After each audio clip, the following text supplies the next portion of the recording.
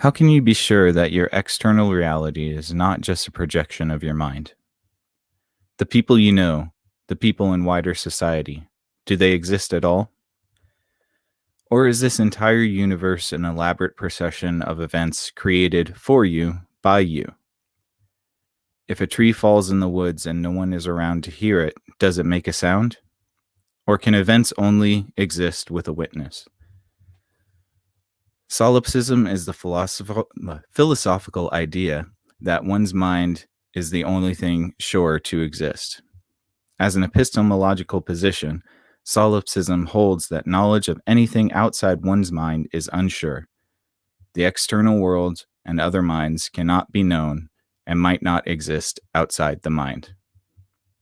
Widely criticized in the philosophical community, solipsism can be considered an intellectual leap at best.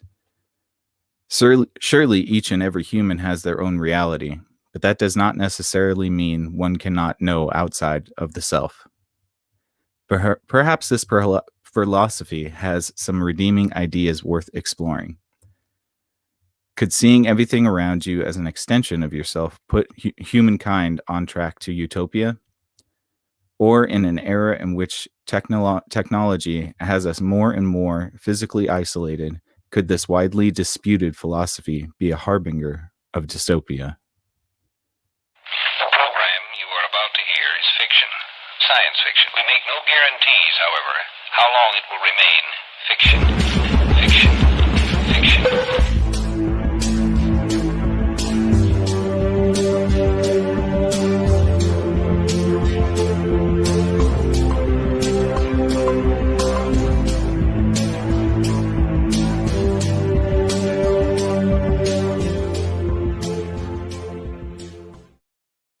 Solitary salutations, all you cognonauts out there, and welcome to Exofathom, the show that dares to explore the outside reaches of understanding. I am your host, Nick, and I am joined, as always, by my lovely co-hosts. Ayla, how are you doing? You know, I've been better, but I'm hanging in there. How about you? Wonderful, wonderful, thank you. And we have Mike here. How you doing, man? I don't even know what day it is anymore, man. I had the same thought earlier today. I've lost all track of time. I mean, I guess thankfully I know what year it is because you kind of can't. But I guess I'm hanging in there. Well, that's good. It's like the cat's spinning a bunch of times around the branch. Yes, exactly. Well, perhaps Nick, yes. I love it. Well, perhaps you guys don't know what day it is, or even perhaps what year it is, because you're nothing more than just a figment of my imagination. Oh man! So you don't know what day it is. Can you just just cut it out? Can you imagine me some ice cream right now? That would be really great. Yeah, that'd be swell. Well, also food for the next 4 weeks, please. I'm feeling a little bit like that would be good. Sure. I'm just trying to get it through tomorrow. I'm gonna eat it all tomorrow. Who are we kidding? Am I the only one that ate all the quarantine snacks like day one? We've been on quarantine for 8 months. Yes, no, but I mean originally when we tried to stock up, we got like a bunch of Snickers bars. Yeah, that didn't last very long at all. I'm not the only one. So, no. Yeah. Okie dokie. Well, thank you guys for listening. We really appreciate it. And yeah, we are going to talk today about solipsism. And apologies for my tongue-tiedness during the intro. I really get clammed up when I read this stuff, so I promise that I will do a better job in the future. But without much further ado, guys, I wanted to posit these questions to you before we get into the more nitty-gritty of what's the philosophy or theory, because it is quite a contentious idea and one that most people don't take seriously. But the question falls to you guys, and you probably heard this before, and indeed we might have even actually spoken about it in this show. If a tree falls in the woods and no one is around to hear it, does it make a sound? Yes and no. Schrodinger's tree. Pretty much, yeah. And that's my Ayla? final answer. Oops. Okay. So if a tree falls down in the woods, does it make a sound? Nobody's around to hear it. No one's around to hear it. Yeah. Yeah, I mean, I would argue it makes a sound. The witnessing doesn't seem to be as crucial of a question. Plus, too, it's a little human centric. Like the squirrels heard it. I'm sure the foxes heard it, you know. Mm. So, yeah, I would say it does make a sound, and we just need to be a little less self-centered. Well, I would tend to agree. I would tend to agree with you guys, but I think that there would be a lot of people who might consider that, like Mike said, the no answer does not make a sound. And I think that there's something that is kind of tied to the solipsistic idea in this sort of cone, if you were.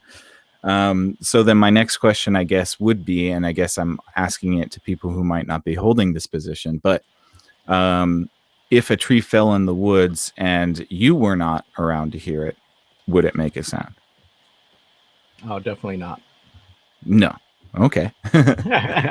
So if nobody's around to hear it, then it could make a sound. But if you're not around to hear it, then it's definitely not making a sound. Exactly. Okay. All right. Well, this is logically consistent with the whole idea of solipsism. So I think this works. This works. Ayla, you got any thoughts? I mean, if it works, why? What is it? If it's not broke, don't fix it.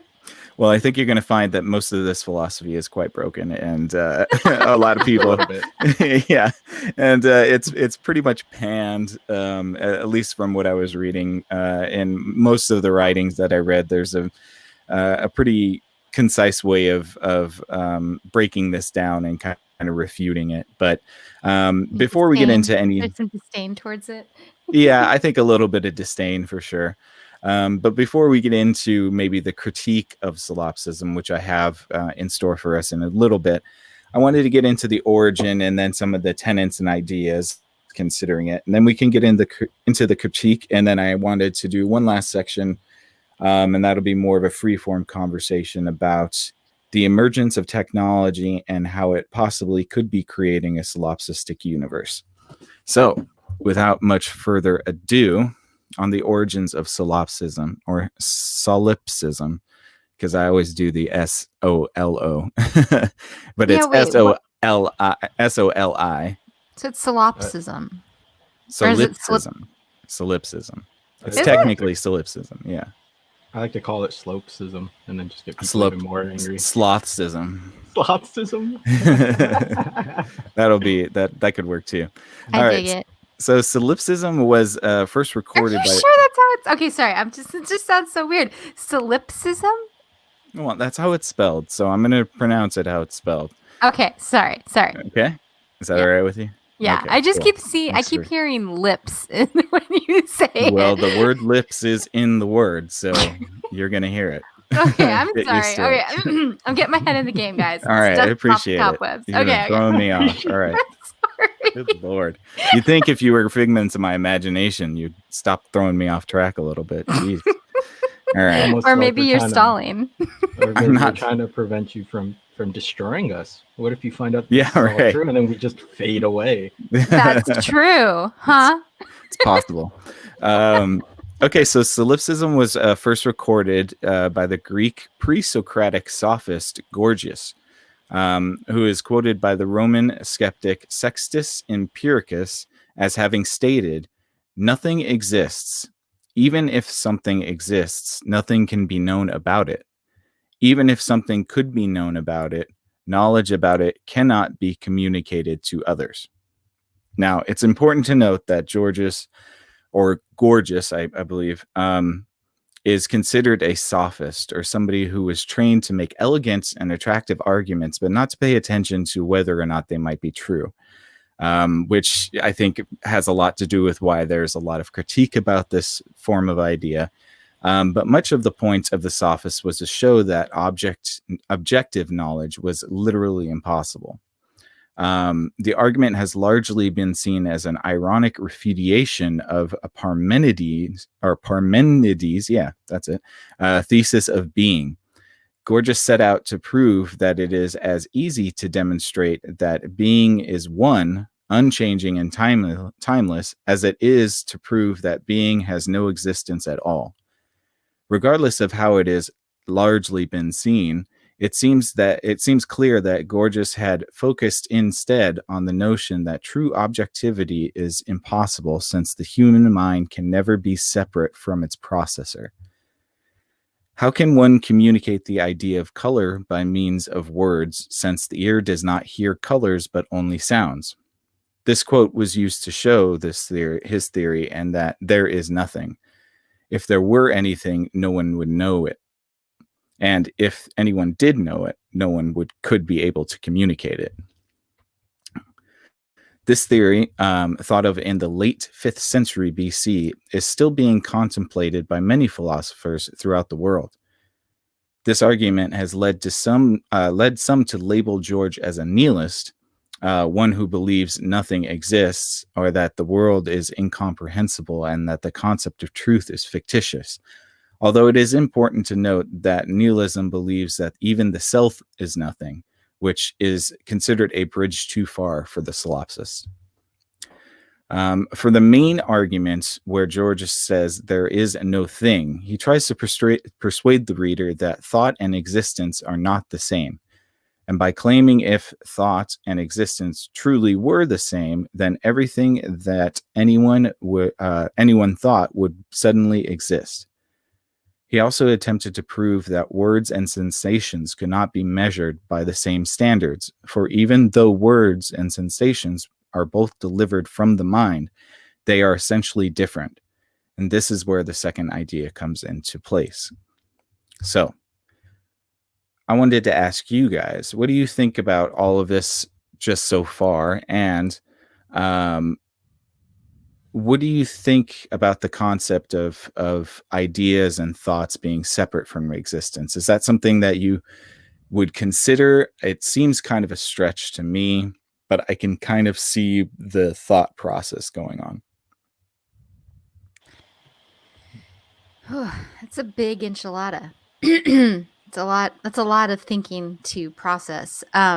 Because just to dive in there real quickly, when you talk about thoughts, it's like, are you talking about my thoughts, our thoughts? Are you talking about cognition, consciousness, awareness? And then we have a lot of like scientific cases where that is challenged, and yet it's still okay. So if for example, you because of all your memories and thinking, well then, let's say you get amnesia and you have no memories at all, we would still say you're you.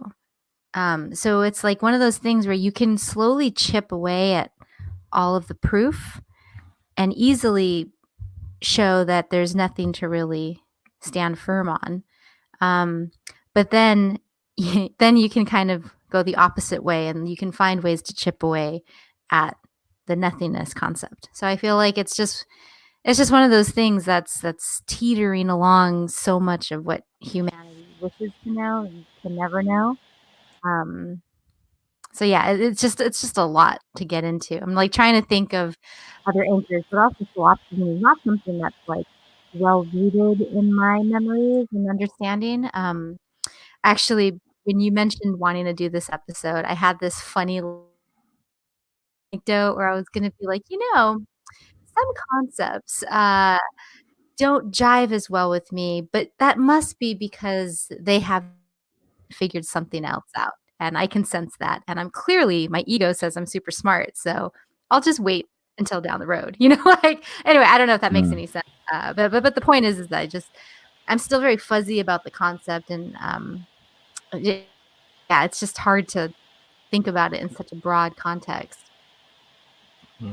Yeah, I can definitely see that. But I think there's it's hard to. It is a broad question, and I understand that that's probably something that linguistically we can get tied up with. But I do think that there is something interesting in the idea that if thoughts were to be 100 a 1-to-1 correlation with existence and reality, that you would be seeing more of our thoughts manifesting in the physical space. Like The Good Place with the shrimp. Yeah, like that, or anything really. Well, I mean, like so I I think that thoughts and ideas can exist abstractly out there and in the no thing, if I want to try to drop it in there. Mm. And it is through experience and language, because if you don't have the language to describe your experience, you can't really reach into the no thing and grab these abstract ideas that you have. And then to manifest them goes through another filter, which is like dependent on your skills, whether they be verbal or craftsmanship or artistry or whatever.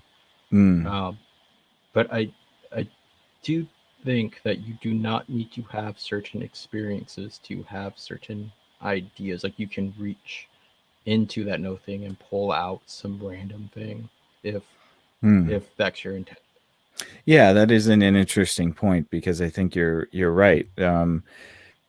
If the only thoughts that we had were from something that was in our direct experience, then it would be difficult to explain people like, Da Vinci or Tesla or the great thinkers of our worlds, Einstein. There has to be some sort of mechanism in which we pluck information from somewhere else that not as just, it's not necessarily the mind, but we use the mind to reach it. Yeah. Well, yeah, and like the words imagination and creativity and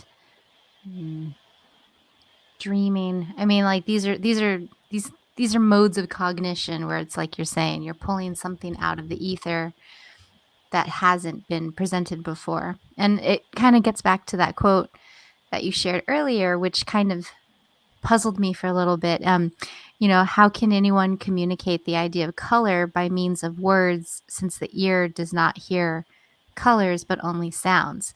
It's like, I totally feel that.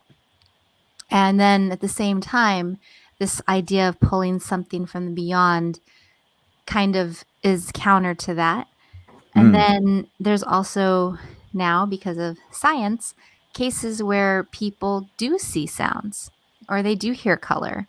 I forget Right. the term for it, but there's Synesthesia. synesthesia, yeah. And so we're starting to see that our brain can function in ways that we previously thought were limited, and that opens up more possibility to revisit these ideas and then reponder them with this new information. Well, that quote that you brought up, when see Gorgeous, whatever his name is, I'm going to call him Gorgeous because that sounds better. Gorgeous. Pardon me. Yeah, when he talks about the inability to communicate a color because ears do not see colors, they hear sounds. This is like the thought experiment: is my red your red? So that's a pretty famous thought experiment that's been around for quite some time. And it just posits the question: is the red that I see the red that you see? And it just gets into that question. It's a very simple, condensed question. And I think that kind of has a wealth of jumping off points. Yeah, there's like from the computational angle, you can make the argument that there are more computational colors than there are visible colors, which gets bizarre because also too everybody sees colors differently. Like that thought experiment you were talking about, right? Like we all see things just in a slightly different. No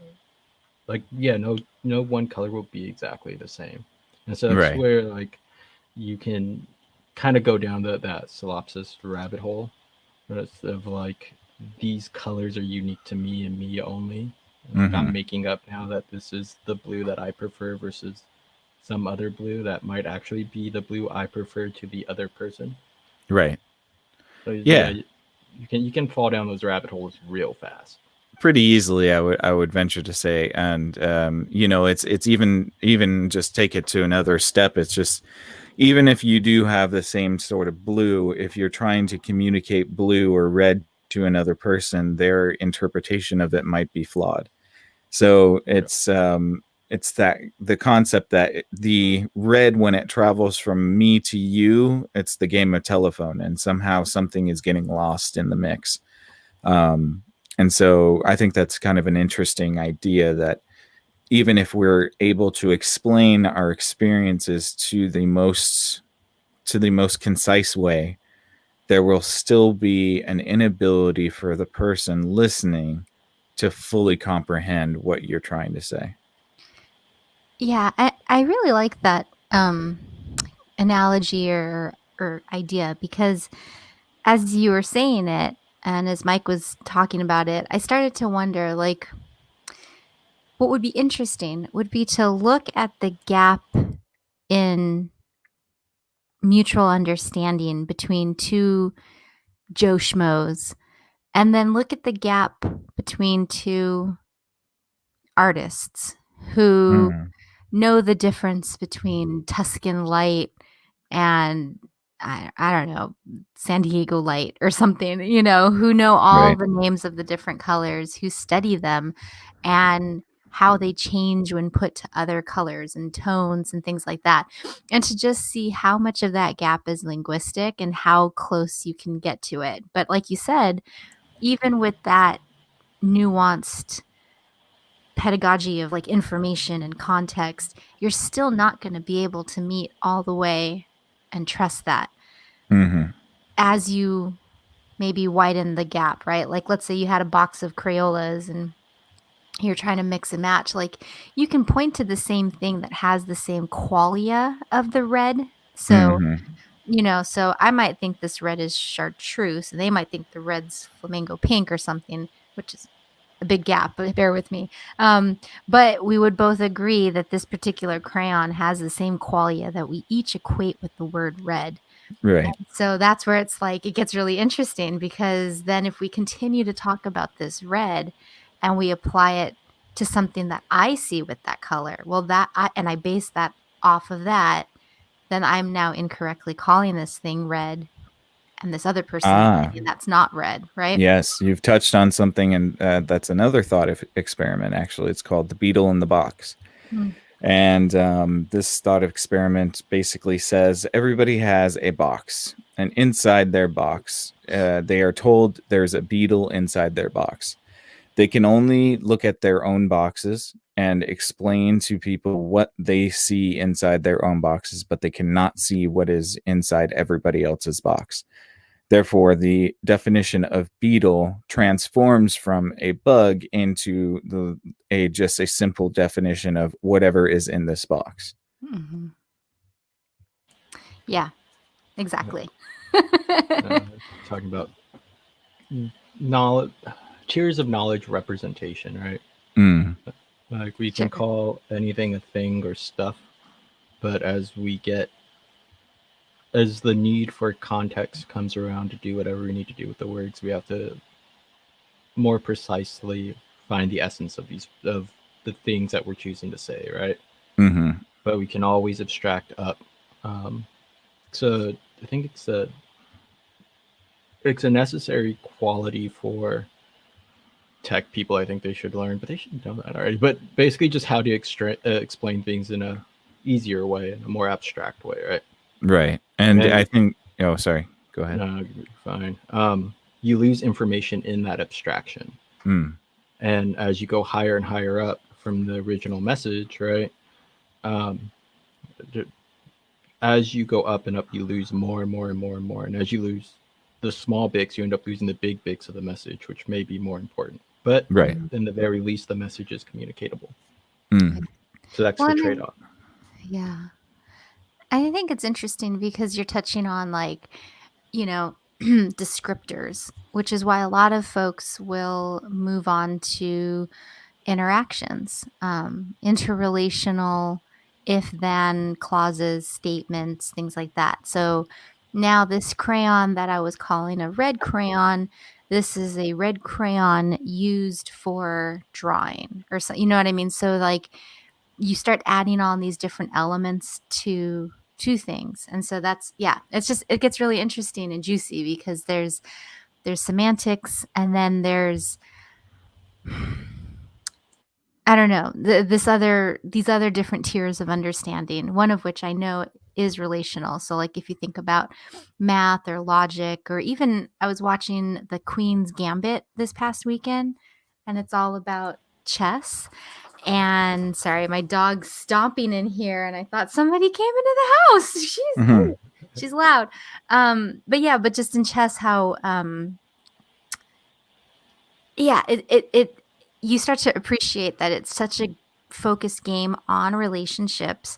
And when you think about like the scientists that try to code AI to do chess and be really good at it, you start to see why it gets so challenging. It's not just the series of definitions, it's also a series of interrelationships. If this happens and that happens, and that gets to be a little bit more difficult to code. Sorry, Well, I kind of lost it. You, stamping. Then you add the other layer of the other person across from you, and yeah. But I think you guys touched on something that is important, and is that it's the concept of consensus. And so at some point we all have to decide that there's a consensus about what red is. There's a consensus about what the beetle is, and only then can we kind of move forward as a society. It would seem that there has to be some sort of belief or faith-based consensus that we all just agree on, so that we can move on with our lives and not get caught up in, whether your color is my color. Yeah, the a priori's of Western civilization, right? Like you have to be able to get something from nothing, which is just strange to think about, but you have to in order to establish some sort of definition, and like you said, move on. Yeah, and speaking of colors, it's kind of interesting because we no longer just have names for colors. We have HTML hex codes. We have Pantone color codes. We have whoever Pantone's competitor is, and that's really sad because I don't even know their name, but I'm sure they're out there. And Pantone is like a company that makes formulas of colors for print publishing. So every color in a magazine actually corresponds usually to a Pantone color. And those are written by graphic design programs and things like that, which is kind of interesting because you can also copyright a color. So there are certain industries I can't be specific about, but I can say I've heard paid like $18,000 to have a color that's just them. And no one else can use it. And it's huh? No, keep going. I'm sorry. Oh, well, I was just gonna say, because I mean, I got really into like ink a while ago, and if you dig a little deeper, what these colors are. There's these massive printing machines, and they have these buckets of different colors, and the code it's a recipe for this specific color. And I always thought that was really interesting because we kind of got away from describing color with our eyes. We got so far into it that we describe color with numbers now, and formulas and percentages and things like that, which is just funny because math is one of those things that's like, it's just very cool. I mean, math is really cool because it's like you can do it in almost any language. And I know like I think in Japan or China, they have a different math system, but it's based on the same fundamentals and it still works. The numbers they always come out the same, which I don't know. That's really groovy. Like if you think about it. There's colors go farther. You can treat them as whole spaces. So there are like RGB spaces, there's HSV spaces, which takes care of hue, saturation, and vibration. There's That's right. CYM PK, whatever, like cyan, yellow, whatever. But they end up being just matrices with linear transformations to other color spaces. And you can always map a color from one color space to a color to another. The people that you're describing as the color experts or whatever, or color scientists. It's a weird thing to call them, but there's like you said, there's a bunch of math that goes through it, but it gets real deep real fast, but it's a lot of fun because you can it's like this weird instant feedback thing where you can change a color in space and then you see it, and so then you just want to keep playing with the numbers to get different colors. Anyways, I'm going off track. There's actually quite a fun site if you want to check this out. You get to name the colors that are associated with numbers, and then people can vote on the names, and if you get enough votes you can actually officially name those colors. I couldn't for the life of you tell you what the site name is, but if you look that up I'm sure you'll be able to find it pretty quickly. It is quite fun. I spent about 4 hours naming random colors. So is it colornames.org? It could be something like that. Yeah. It's something pretty simple. And it's basically, they just take all of those random colors and then it pops up on the screen and then you got to name it something. And then, people can upvote you it's pretty cool. Well, and it's cool too, because the whole idea of naming a color, it's like a star. I mean, when you start to get into it, there are infinite numbers of gradations. And then it's like you can have your color wheel, but then if you take one color, you shift it towards like the pastel region, you want to find like complementary colors. It's like, how do you find more pastel colors organically? Like right now you have all these swatches that you can look up and you can find colors that mix together really well because somebody else did the work to say, okay, well, these are all in this hue. These all have this same level of vibrancy to them. These all evoke this kind of emotion. You have earth tones, sunny tones. I mean, it gets really complex and beautiful. And it's just interesting too that when you look at language, usually like I want to say like the older Athabascan language. So it's like snowy areas. And these tribes, they might have only a few words for certain things like, I don't know, cups or whatever. But like when it comes to snow, they had like 300 words for snow. So it is interesting where we start to grow our language because it usually revolves around what we really value. And to think that color made it through all these eons is something that's like really important to us is kind of cute from a alien observing humans perspective, if you will. Well, yeah, you got to think. Whoa, are you saying aliens don't like colors? No, I'm just saying, like, if you were to not be a human and think for a minute, like if I was some alien anthropologist looking at humans as a group, I would think it'd be kind of interesting that we're so obsessed with colors. Like, we get so into it. We get into a lot of other stuff, but it's just it's all about fruits. Fruits? It's all about fruits, yeah. Like bananas? Color. No, is banana fruit? No. We value color because our primate ancestors were fruit hunters, and we would look for the fruits in the trees. Yeah, but I mean, you gotta say like the CMYK stuff, like that's getting way beyond just like the primary fruit colors, no? Is it? I mean, there are only 3 primary colors. There are only 3 primary colors, yet an infinite amount of colors exist.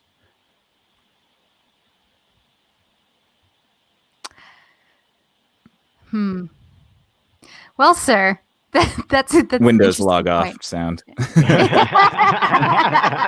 I'm staying out of this one. I'm trying to drink some tea over here. I mean, look, I could still. I don't want to get caught up in the colors right now. Honestly, we got to move on. But I do think it's a good analogy to use. Yeah, but it's a good analogy because it's like it does get at that knowledge of other minds and the way that we bridge that truth that we have on hold until we figure it out. Yeah. Well, I mean, there's much more for us to go through. I want to get into the core ideas of solipsism. And those are broken down into three categories because there's three branches of solipsism, if you did not know.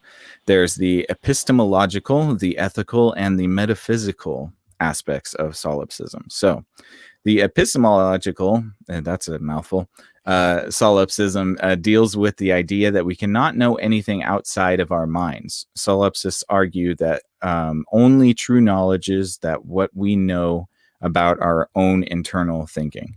So the only thing that we can really know is what we're thinking inside of our heads. Everything else is uncertain and untrustworthy. And this is the most common form of solipsism. That's kind of what we were talking about with the concepts of the colors and, how we interpret things inside our heads and then try to communicate them out. Then you have ethical solipsism. And then in ethics, solipsism is the idea that the self is the only thing that matters morally, and that the moral choice in any situation is to do what you think is best for yourself without regard for anyone else. And then you have the metaphysical, and then this is in metaphysics, or the philosophy of reality. Solipsism is the idea that only the self exists. According to solipsism, I am the only real thing in the universe, and everything I see outside myself is an illusion. Now, before we get into some of the alternative philosophies or similar philosophies, do any of those speak to you as being personally true or even anecdotally true? I mean, the last one about seeing the world as a bunch of illusions. You're starting to getting closer to Buddhism too now, right? Like the yes. veil of existence and things like that. Mm-hmm. So for me, Solipsism, when I was getting into pessimism and nihilism and nihilism and all of that fun stuff, it did personally affect me. Only because it was something fun to think about in harder times, right? Like whatever's going on in your environment, you could be like, oh, what if I just made up my own hell? What if all of this is just fake? And then you can at least spend some time going down those rabbit holes and distracting yourself. So yeah, I do have a bit of like all ideas, right? Like you can entertain all ideas, but not take any to belief. And these are one of those ideas that's just fun to play with. Certainly. Ayla, are you having fun reorganizing my notes? Yeah. Yes, sorry. I'm very visual when it comes to competing, contrasting ideas, and the line kerning and spacing was kind of breaking my brain a little bit. But yes, no, I think that these three different pillars of solipsism are pretty interesting, or maybe not pillars, but three different ways of thinking about it.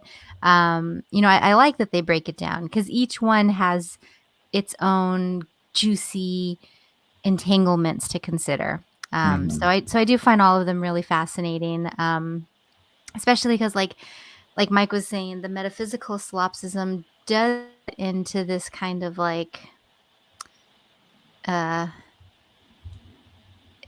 this tension that we have between ourselves and others, and the way that we understand things and the way other people understand things. There's a lot of nuance there that works into what's already kind of existing now.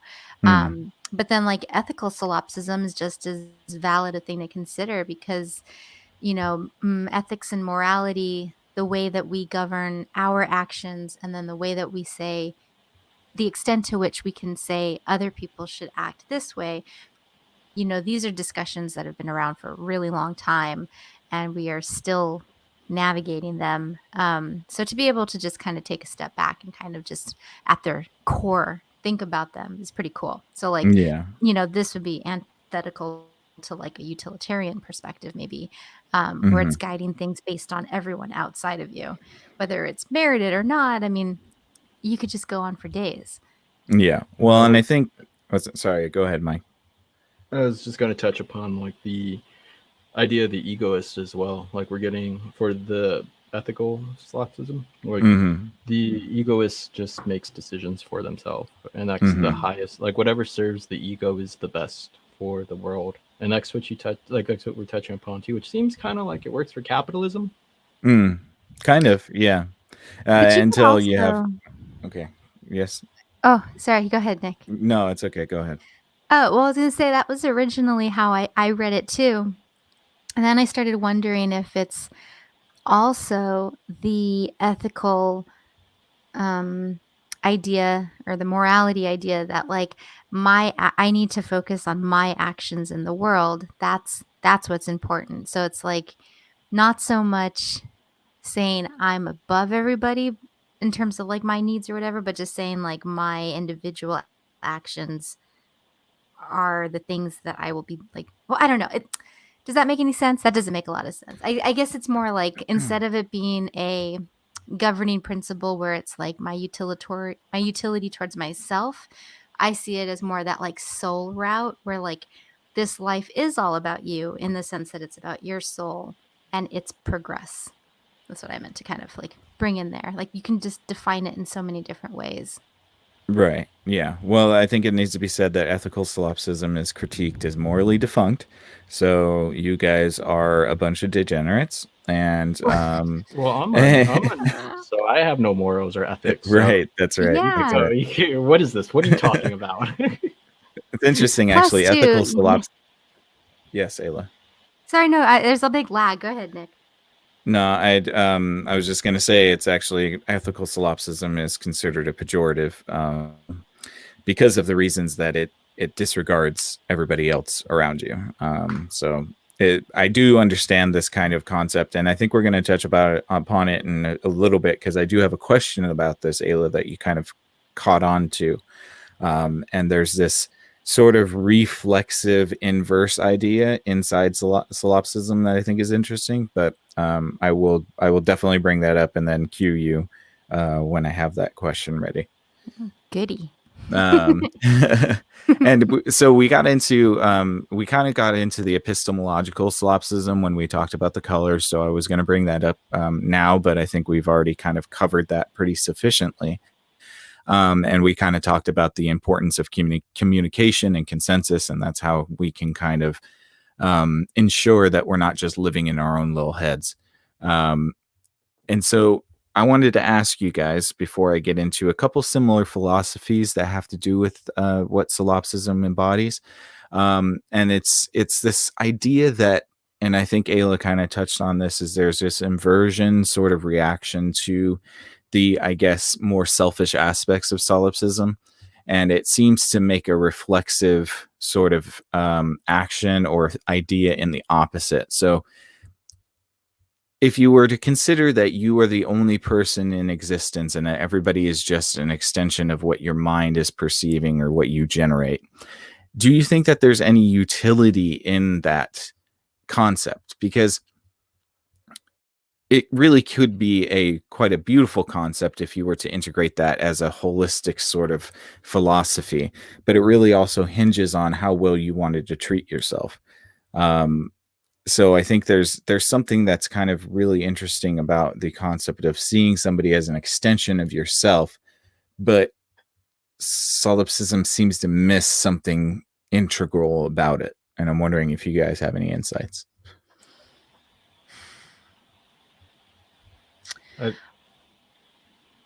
Uh-oh.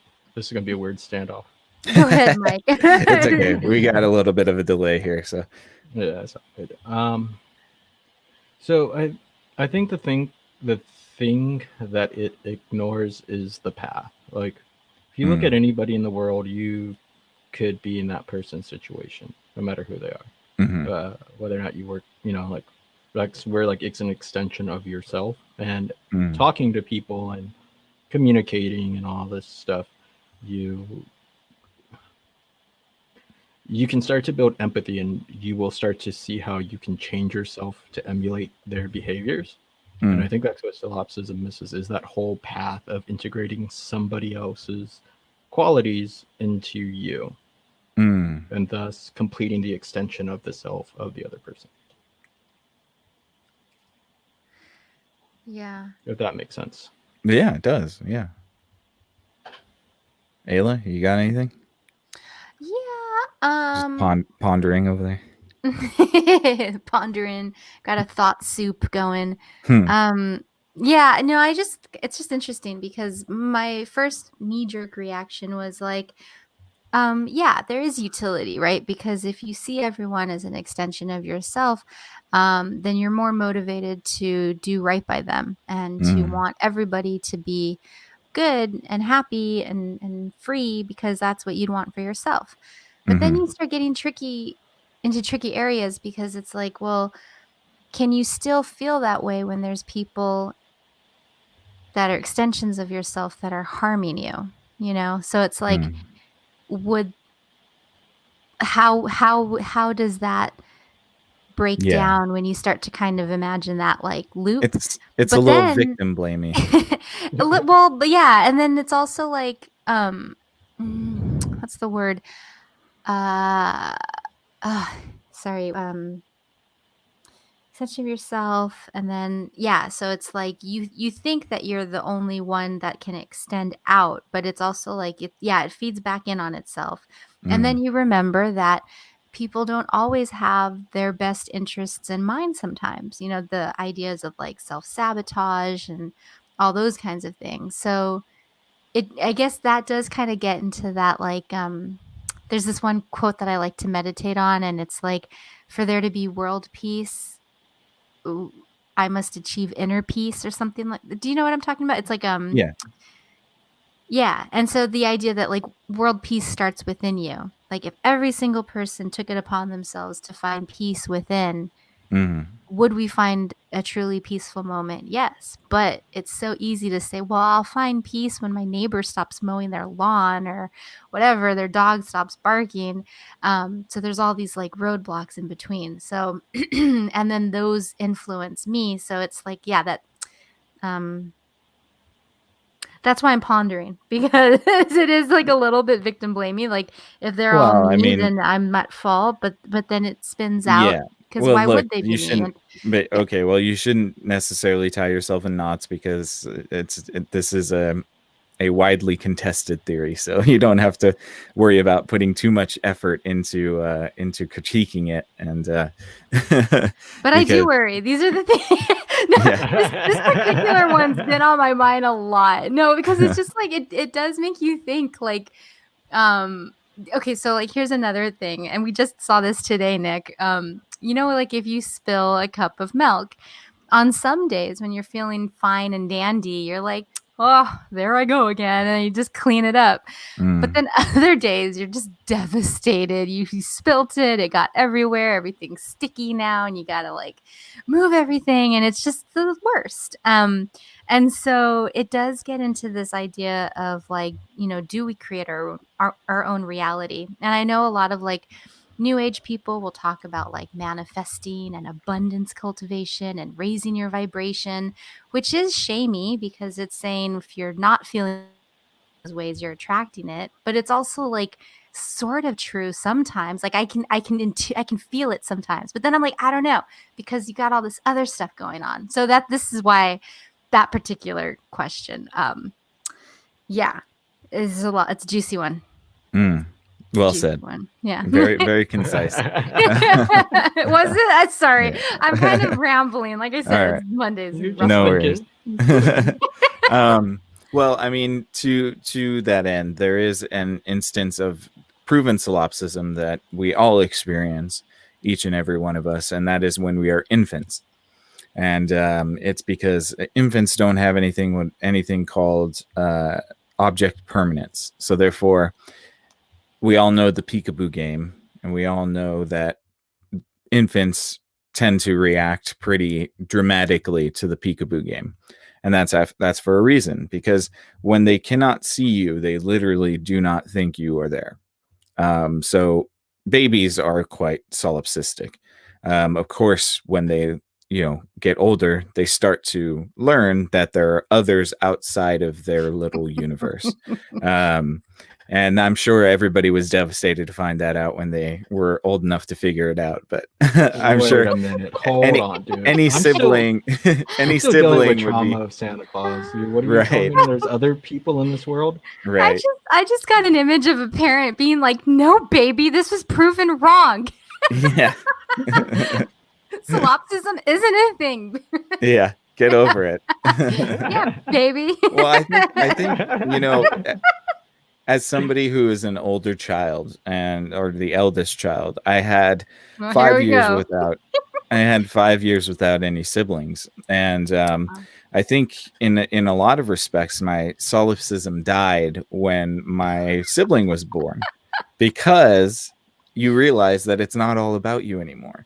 Aw. And like then they get to have birthdays and they get to have presents, and you're like, what the hell is going on here? But I think that that's kind of like a natural progression for every child to kind of realize and open their eyes to the wider world. But I think it is interesting that certain aspects of solipsism have to do with this object permanence idea, and that's why I brought up the tree falling in the forest. Like, if it's not a concept that you can see or tangibly experience, can you call it a real event? And I think that a lot of people will say, well, yes, of course, the force is always there, it doesn't render in real time. But in a lot of respects, does it even matter that the force is there if you're not there to experience it? Yeah. And I'm not saying like, oh, does it matter that we have forests? Oh, that's so stupid, blah blah blah. No, I'm kidding. Like, it's not, that's not what I'm trying to say. What I'm trying to say is that if the forest is there and you're not there to experience it, does it exist as much as just a concept? Because it's not really something you're experiencing fully. It's just a concept in your head. And that's what I'm trying to kind of say. It's not that it physically doesn't matter. It's just that it's inconsequential. Well, it's interesting that you bring that up, because a certain aspect of proximity was a crucial point of definition for Immanuel Kant and his big books of ethics and morality and value theory. Because he did say that when it comes to like morality or whatnot, there needs to be a recognition that proximity matters. So if you see someone drowning right in front of you, I mean, the dramatics come out. You take your coat off, you run in, you jump in, you save them. That person's like 100 feet away, and there's two people closer to them. There's a division of felt responsibility towards that person. And then you remove it even further where you can't even see them. It even further breaks down that moral imperative to help. It's called the bystander theory or something like that. Oh, there's like a lot of because he writes these books that like just beat you over the head with all these definitions and these like little traps that you're supposed to hold up in the mind, and then he brings in a conclusion. But yeah, so it's like part of a lot of different bits. Yeah, I think the crux of the bystander sort of paradox is that if you were the only person to witness somebody, being harmed or drowning, you would likely be in to help them very quickly. But the moment other people start to come into the mix, it's interesting too, because it's not that there are other people will actually help the person. It's that all of you guys are thinking that the other person is going to help. And so it actually creates a really dangerous situation, because people will just be bystanders to an event without actually doing anything. And see, that's even interesting too, because that's actually a psychological designation. So, solipsism is in the realm of thought and philosophy. And then it's interesting because there have been arguments to say that philosophy is dead because we have science, new disciplines that will address a lot of the problems that philosophy wrestles with. Personally, I don't think it is, because I think that the more data we get, the more we need people who are interdisciplinary to weave that in and help it make sense to the rest of us, or our rules and the way that we act and stuff. But that's a really great case where you have something that here is present in solipsism, present in a Zen koan, present in Immanuel Kant's like morality theory. And then you have an emerging discipline, psychology, which is now breaking up and studying these things, which is the bystander effect. So then it's like, is it philosophical, or is it a psychological thing? Is it our brain? Why do we group think like that? Why do our neurons fire that way. It's really cool to kind of like think about the same problem across different areas. Yeah. What do you got, Mike?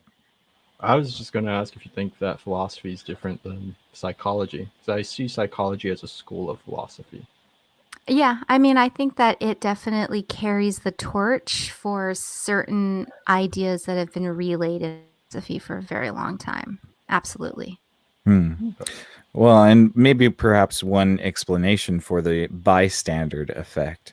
Bystander? Yeah, there you go. Bystander effect could be the philosophical zombie. And this is the theory of solipsism crosses over with the theory of the philosophical zombie, in that all other seemingly conscious beings are actually lack any true consciousness. Instead, only they display traits of consciousness to the observer, who is the only conscious being there is.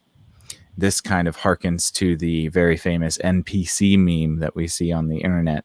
But perhaps this is a side effect or a direct cause of the bystander effect, and that these people that are all kind of just standing there, it's like there is no initiation code for the NPCs to make an action because they've all canceled each other out. And so there's a redundancy and they all just stand still. I think it's almost NPC definition for 500, please.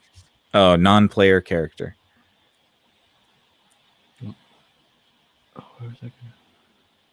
I wondered too. Well, I think it might be a bit simpler. This whole bystander effect in observing civilized creatures.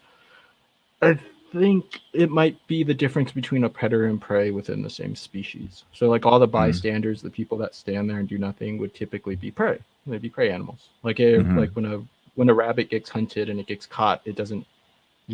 Some fight back, but most just kind of lay there and give up. Right? Don't do anything. So there's usually going to be at least one person in that group who may take on more like predator-like qualities and will be the first to act. Will be the first to initiate action. But I do think though that there is a problem when there's a problem with the person that looks around and expects somebody else to do something. But I also think there's a problem with the person who looks around and rushes to do the thing.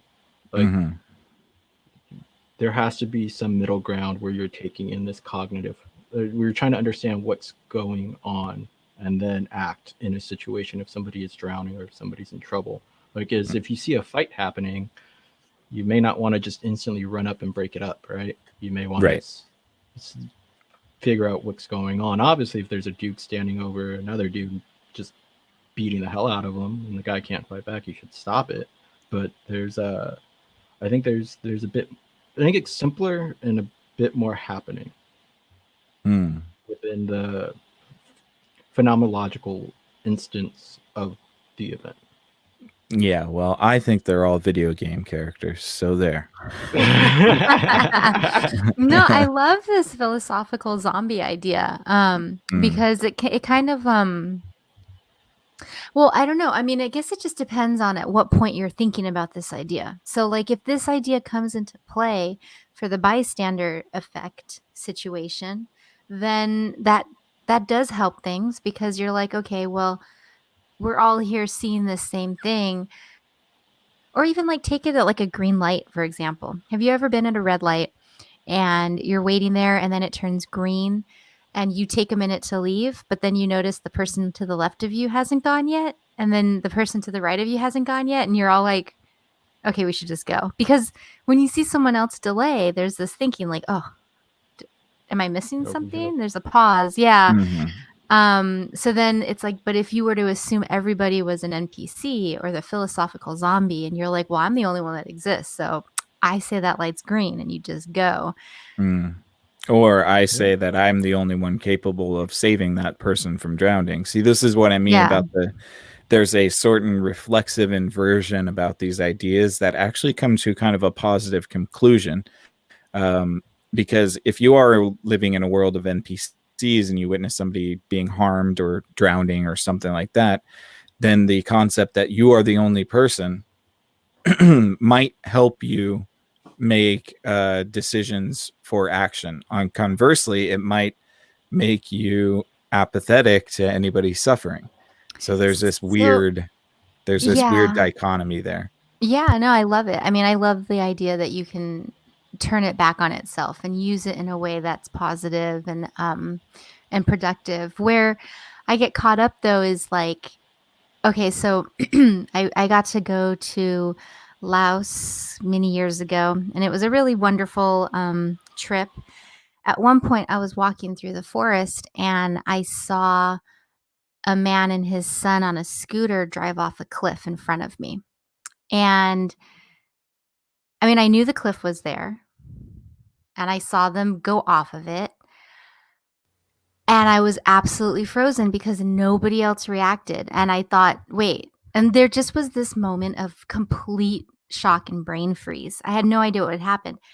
Then I started to see people run, and it was only until I could see them running that I fidgeted to move, and I could see they were fine. They were hanging on the side, and they Uh, got pulled up, and the guy started cracking up. It was really funny. He was just laughing it off, and I think just relief that he was fine. But I think that I bring up that story because if I hadn't intervened and they were not fine, and I believe that everybody else is an NPC and they didn't do anything either, the burden of despair falls Right. solely on me. And so you end up holding yourself responsible for actions that maybe in the moment you weren't capable of doing. Like I always thought I would be the person to run after someone and save them, but like I literally like couldn't like it's I don't know if you've ever seen something like that, but like it happens so fast that you can't even process it. And then it's like when all the information around you is like, oh no, that didn't just happen. You're like, what was that like a glitch? What the heck? Like it was weird. And I still am really happy they're okay. But I think that was just an interesting thing that came to mind. Right. Yeah, no, I definitely I can see that. And there's and this is kind of like this touches on the problem that solipsism has, and it's not necessarily a problem more as just a conundrum that philosophical minded people might have an issue with, and it's called the problem of other minds. And it's just this concept that how do you know that other people have minds? And that is to say, if they have conscious experiences or feelings, are they the same way you do? Or what if everybody was some sort of biological robot, identical to conscious human beings, but lacking in conscious awareness? That makes it very difficult. And like you're saying, Ayla, if you frame the world in this way, then it really puts a lot of responsibility on you as a person to act appropriately, because you're kind of like you're the protagonist of your own video game, and it's kind of akin to seeing, letting the villagers die, or like taking advantage of some sort of exploit. Like there's these big responsibilities that you put upon yourself when you start to see the world in this way. And it's weird to me because I don't necessarily think that the philosophy fosters caring for others as much as it should if it wanted to be a more productive philosophy. Yeah. Yeah. I mean, yeah, it's a tricky one. And I don't know also to what extent these are operating in terms of scope. So like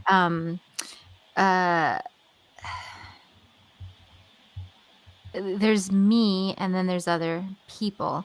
But maybe okay, I lost it. It's so much of this is so nuanced, but I'm just thinking about like you have like a person, a situation, a village, a country, a world, a universe, multiple universes. Like the more you go out on this theory, you can see where it works and it doesn't work.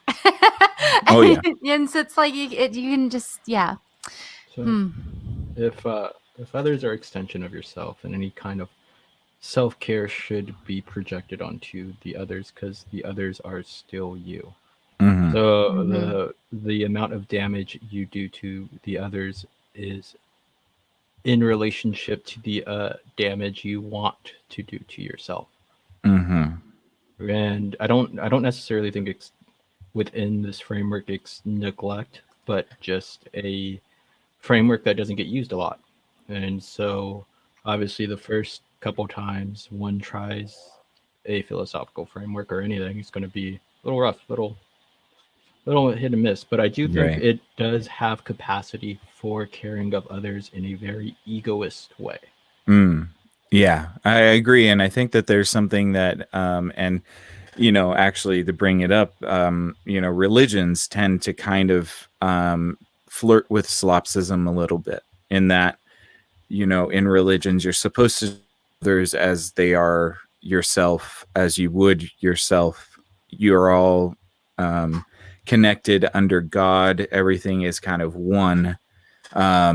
So I think religion kind of finds a way to turn this sort of egotistical idea into one that might be more community oriented.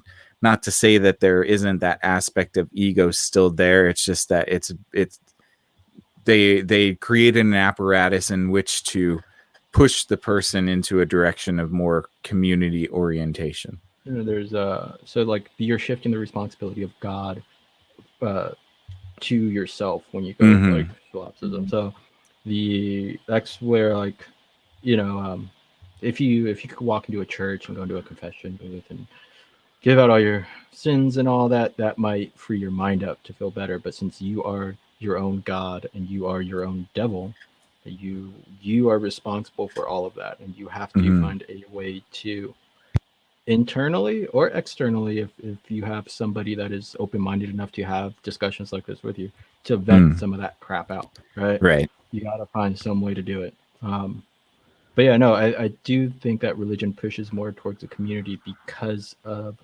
the dereferenced personal responsibility to God. Well said. Yeah, definitely.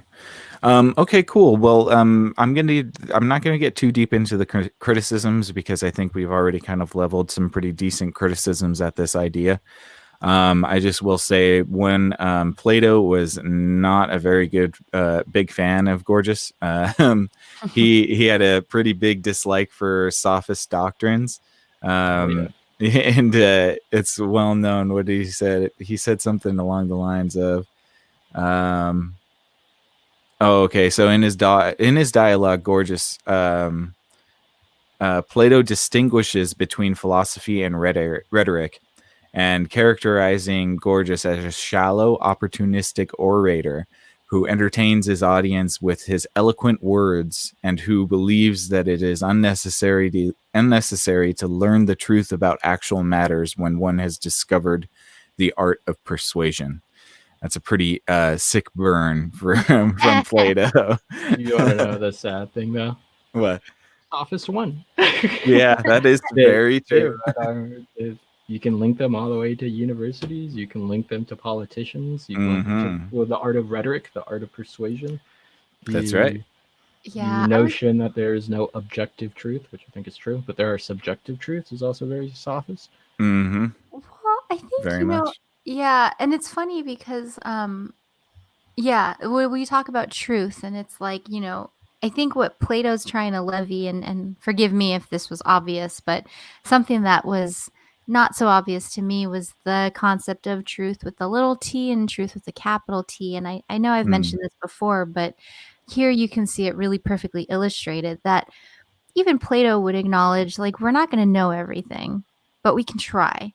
And we can build a community regardless of what we know, based on what we do know, with the understanding that we don't know everything, but we're trying. And I think that the acknowledgement of the gap between true and sort of true is where the sophist can gain their influence, because all you have to do is debunk one thing, and then you create nothing is real. Well, you create a vacuum to insert more things into. And so, I think it's interesting that is such an old dialogue Struggle. between them two. Yes, there it is. It's an old struggle. Yeah. Yeah. And I think it is Mike, you're absolutely right. I think that the sophists have won.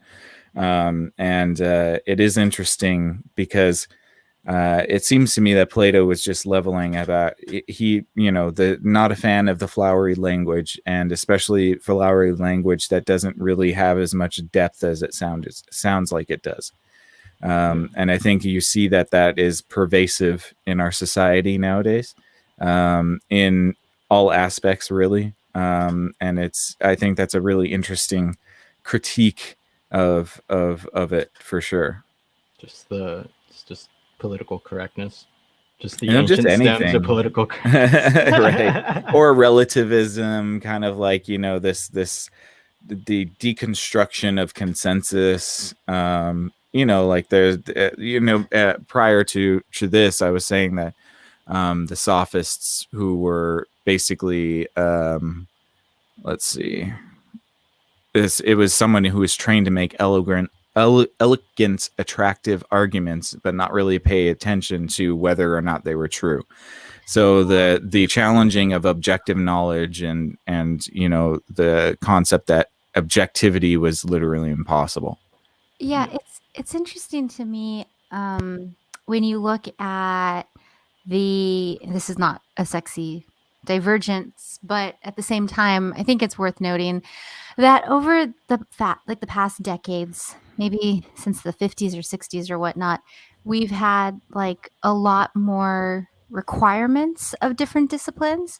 So there's like a tightening up or a buttoning up of regulation and oversight and things like that. And it's really interesting because it's like, gosh, you can see on the one hand, it is really great to have people working in different fields and creating new ideas and new content. But then it's also like, well, we still have to come to consensus about some things. And so there's this tension that just kind of keeps coming up and down. And then so part of the solution is to say, okay, well, we'll have a group to regulate and say, okay, well, this goes through this channels, and then it's got the stamp of approval from this group or this agency or whatnot.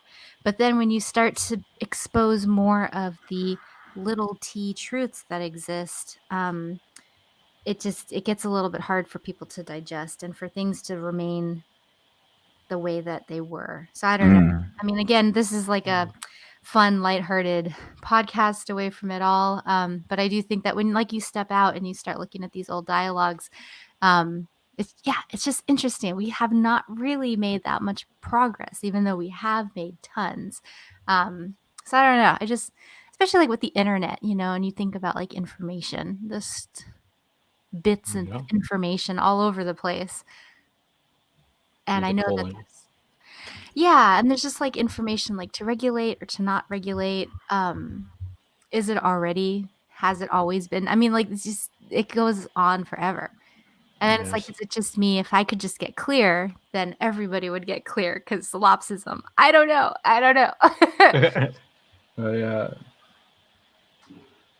So the problem with the dialogue between the sophist and the philosopher is that it's like pretty much like a zero-sum game when they're alone. But if it's within a big group of people, the sophist would be able to construct an argument that will persuade the people, where the philosopher would be able to tell the truth. And whether or not the crowd would like the truth is a completely different thing. I mean, would you rather die like Socrates or live like Gorgias? That's sort of what you're stuck with right. a lot of the times. Yeah. Well, yeah. Because the truth is uncomfortable and the truth is very long. I mean, like, we categorize things because it's expedient for language and processing.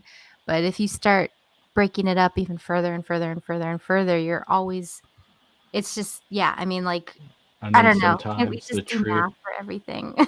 There's no more language. We're just talking math. No, and sometimes the truth isn't even taken in as the truth. Sometimes it's just like it gets back to that really shitty biological interface that we have in between our ears. So like I can tell you the truth about something, and then that could be construed as something else, right? So for example, let's say I live in an apartment in China, and there's these crazy winds, and so I go to close my window, and the wall falls off. The wall stops doing its job pretty much where the window is, and I fall out and die. The truth starts with I walked to the window, I fell out, and I died. That's the end of the truth. And then the subjective truth starts to come in where it's like, The wind well, killed them. yeah, like, was it the shitty construction? Probably, but more than likely he just didn't know how to operate a window. So it's his fault. And so now that's the subjective truth. But the objective truth ends with the event ending. Anything that was observed, or like the truth with the tree falling, the only thing is that there's a tree falling. It doesn't, like that. It's over. The event's done. And then Or when like it's you look at the branches that broke underneath it, you're like, yeah, no, see, it fell, but I didn't hear it. No, but it fell. But what well, time? you don't know. Yeah, I mean, you can always poke holes in everything. So it's just, yeah, I don't know. I'm kind of interested in doing like an episode on like skepticism, and just the merits of that, or the origins and history. Because I do think that, like, yeah, skepticism is healthy to a point, or it's healthy for the individual, but I don't know. I just, Well, it always seemed to me that philosophies and the multiple types of philosophies are really just little parts of the human consciousness and brain, and we don't need to swallow any of them wholesale. And really, it's about integrating as many of them as you can. yeah. Ideally, well, for me, I've enjoyed being a philosophical eclectic, like being able to take different ideas or just take different tiny nuggets of idea and integrate and or adapt them for different situations. I think it's a good way to go about things, but it can be you get in your own head for a bit, for sure. Well, what philosopher wouldn't be in their own head, you know? Yeah, that's true.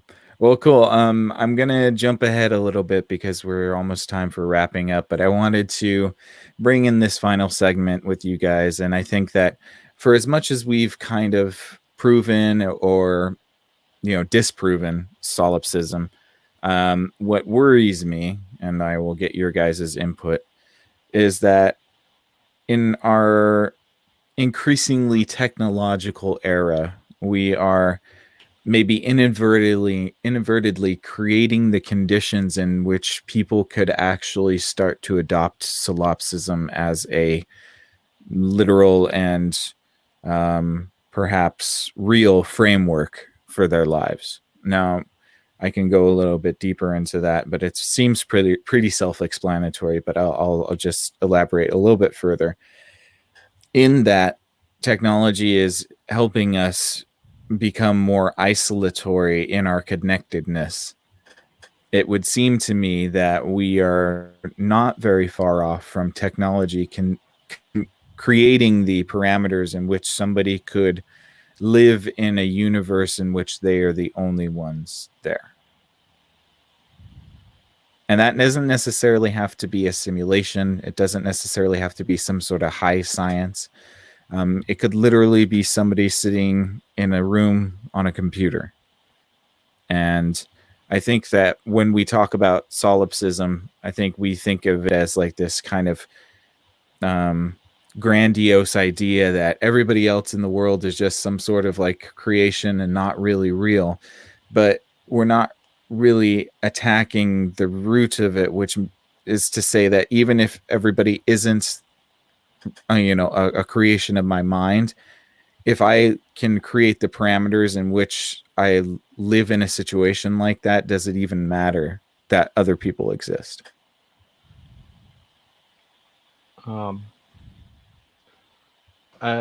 Because we are social, eventually you're going to want to reach out towards something that's more human. Like maybe in the far future, once AI gets to the once we get to the point where, like, yeah, if you're able to substitute that connection, then maybe, because I'm just thinking you're touching on along the lines of like parasocial relationships, right? And you're touching along the lines of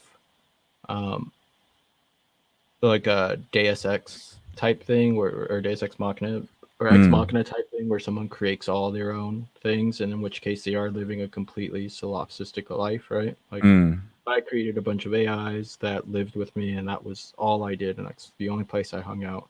Then I could somehow, even right. I could even take it a little bit lower tech, and that I can paint a picture for you. In the past 8 months, I've probably seen 10 people on I can count. And it seems as though, you know, a lot of people are increasingly more isolated. And it doesn't necessarily even have to be that you have an AI system in which you create things that talk to you, that you can have a computer screen and talk to people on Facebook or talk to people on Instagram or whatever it is. the But act of huh? it's the act of creating others, though, right? Like it's the others thing that, like, the second you're alone and you're still interfacing with some human, as long as, you know, assuming you know they're human, assuming that, like, I don't know, you're not talking to a bot farmer or something, you're still interacting with someone, right? And so you're still kind of, you're interacting with them for them. You're not putting your imagination onto them. But I do agree, like, I do think we are incrementally getting closer to a place where someone can use solipsism fully. Yeah. Very low tech. Well, I think that what I'm trying to maybe illustrate pretty poorly is that it would seem that there is no difference if, you know, whether you created these people or not. If I could, you know, just for myself. So there are people in my life that I haven't spoken to for 10 years. If for some reason I'm spending the rest of my life in this house, and I contact them or I talk to them over the internet, and I only get my interactions through the internet from now on, what is the only difference between that and a solipsistic lifestyle is that you didn't create those people? And Well, you're who's to touching say that on, those people aren't created? you're like almost like touching on my high school life. Right. Like I just gaming, online gaming, right? Yes. Yeah. So I don't, I don't, I think that the act of creation is the difference. You can slip yourself into a mind where you think you created them, that you think you created your teammates in the game or whatever. And these environments can facilitate that sort of behavior, but it's not. I don't think it's necessarily a given. And I think for most humans, there's always that thing in the back of your mind that knows that it's a fully empty space. And I think people will naturally want to go out and reconnect with humans. I don't think we'll be pushed. If you're more prone to introversion, then of course this is completely different. Like there are some times when I can interact with a group of people where I need weeks alone, where I feel like so. Right. Yeah. So these are different, but like for the extroverts, I don't see isolation necessarily turning them into introverts. I think you're still going to want to go out, but it does facilitate the possibility of falling into solipsism. Yeah, I would say isolation and then not having actual physical contact with others. There is no real difference between. And I think that's really the crux of my argument is that yes, we're technically not in solipsism, but there isn't much of a difference between being in a solipsistic universe and then being isolated from all of your interactions, save for digitally. Maybe because I grew up with it, but I don't. I think the feeling's different. Like I get the interaction we have right now is the same interaction I would feel if we were at the bar having this conversation. So I don't, and maybe because it's just me and my upbringing as a, only child, kid. That kind of furthers my point, though, right? Because you've spent more time on the internet than I have, and in the generations to come, people who are born into the internet, who are going to be basically integrated into it as children, are going to have an exceedingly less emphasis and desire to physically meet with people. But they won't know the degradation of like there's not going to be any reference point for them to understand that there's something missing, which then begs the question, is there anything actually missing? Maybe this is how we were supposed to communicate. Maybe we were only supposed to communicate digitally. Ayla? Well, Well, well, I did have a moment where I thought, gee, if Nick's only communicating with people online, what does that make me? Am I an A bot? What's that? Because I live with him. But no, I mean, I see your point, and I understand, like, definitely the past 8 months. Yeah, I've had a couple days where I wake up and I feel a little bit of that cabin fever, and I wonder if, and Nick and I have talked about this before. We wonder if we're one of the few people feeling this, because almost everyone we know is saying that they're quarantining, but then they're having trips and doing all sorts of fun stuff. So I don't know. yeah. 'Cause we're really doing it, people. Yeah. Like, living really their best lives. yeah, no, we've been really good. And so I think when you are quarantining and you're being good about it, truly, you do reach a point where, yeah, you start to kind of wonder if the outside is real. I mean, it's a weird thing, but like, and I hear what Mike was saying too, because as like a kid, my mom didn't feel like it was safe for me to play outside, so I had to play inside by myself a lot. And there's a certain level where I can adapt to that pretty well, but I've grown up since then, and I know what it's like to spend time with friends and socialize. And I mean, shoot, just go paintballing one afternoon. That sounds like really a lot of fun. And so, yeah, I mean, I think that the need to gather is, I mean, I think that's just a fundamental component of humans. And I think this is also where philosophy starts to butt up against other disciplines. So the social aspects of humans, our need to congregate, our anthropology, and our cultures, and all that good stuff. Like it all comes together to help us weather this storm together. Because the true thing is, like, it's solipsism. If I'm the only thing, that's a pretty lonely universe. And then that means that when I die, all of this dies with it, or gets sucked into a black hole or somehow, or I don't know. And I don't know why, if I was the only thing existing, I would create all the things that I did, and why I would have this big complex universe out there. Like, why would it keep building like that? So, like, I mean, I know there's a lot of criticisms on that front. What else are you doing with your time? You're the master and creator of this whole universe, and you have all the space-time's not really real. Yeah, no, I get it. I mean, I get that too. And I think that I get that more when I'm sitting here trying to give, Nick time to work on his knives, and then I'm like, okay, well, I could paint, or I could take a nap. Could read, and I think, like, when I read is kind of cool, because, like, that's stuff that I know is not me. Like, I didn't create that. I don't know these people.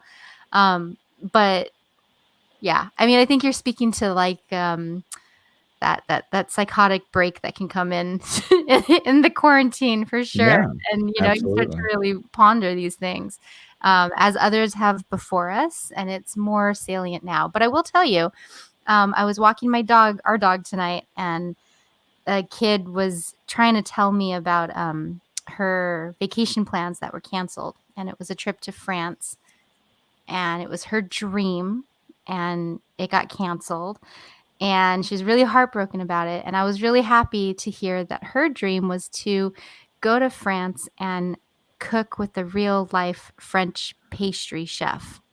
Take a class. It's a very specific dream. It is a specific dream, but it's one that, like, is based in reality with hands. It's sweet. And it's sweet. Yeah, and she's little, so she grew up and the internet's been a thing. And I do think that, like, we're just in a growing phase with the internet, and I think we're going to start to realize again that it's a tool and it's not everything.